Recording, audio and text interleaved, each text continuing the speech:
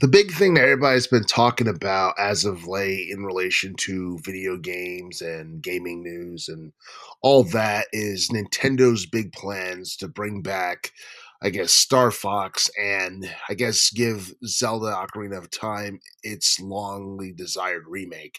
Now, the last major Star Fox game we got was back in 2016, and it's been almost 30 years since Ocarina of Time was released on the N64 back in 1998. And the Ocarina of Time remake is something that people have been wanting to see for decades. And I'm not talking about just like a remastered version of it or like a port of the game. I'm talking about an actual true remake of the game. That's something that is supposed to be taking place sometime later this year, and it's going to be on the Switch too. And it's something that a lot of people are talking about right now. Nintendo is trying to get this remake ready by the holiday season of 2026. So sometime around, I guess, Christmas or what have you. And I honestly feel like this is just like Nintendo's way of trying to appease their fan base because lately they've been involved in a lot of negativity and a lot of drama, a lot of legal issues regarding I guess pretty much them going to war with their own fan base, and I feel like recently Nintendo has like taken steps in terms of redemption. Recently, I think they took legal action against the feds for the tariffs, and because of that, I guess some people see Nintendo in a slightly less negative light than they did a couple of months ago or a year ago or what have you.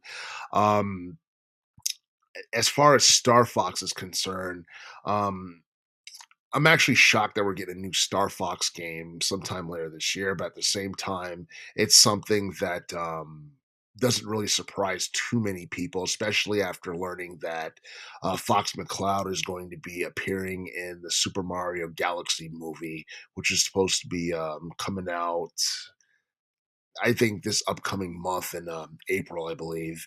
And like with that being said, I honestly feel like the Super Mario Galaxy movie is going to be epic.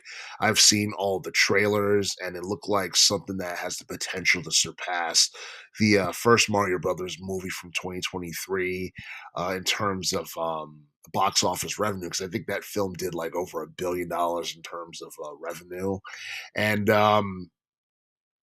yeah, we're supposed to be getting a new Zelda movie sometime next year as well. So obviously, Nintendo releasing Ocarina of Time before 2027 is a big deal because a lot of spotlight is going to be placed on the Zelda series next year, and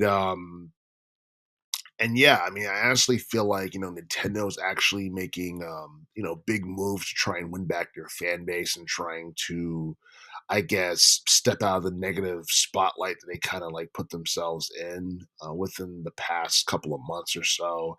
And and honestly, I feel like Nintendo is still going to be strictly against emulation and all that other stuff. But obviously, I think they realize that they have to try harder to try and I guess win back some of their lapsed fans, and I guess they're gonna have to, they know for a fact that they have to like engage in more like fan service from here on out if they're going to charge ludicrous prices for like brand new video games and stuff like that. So I don't know. We'll see what happens when the Ocarina of Time, remake comes out a little bit later this year.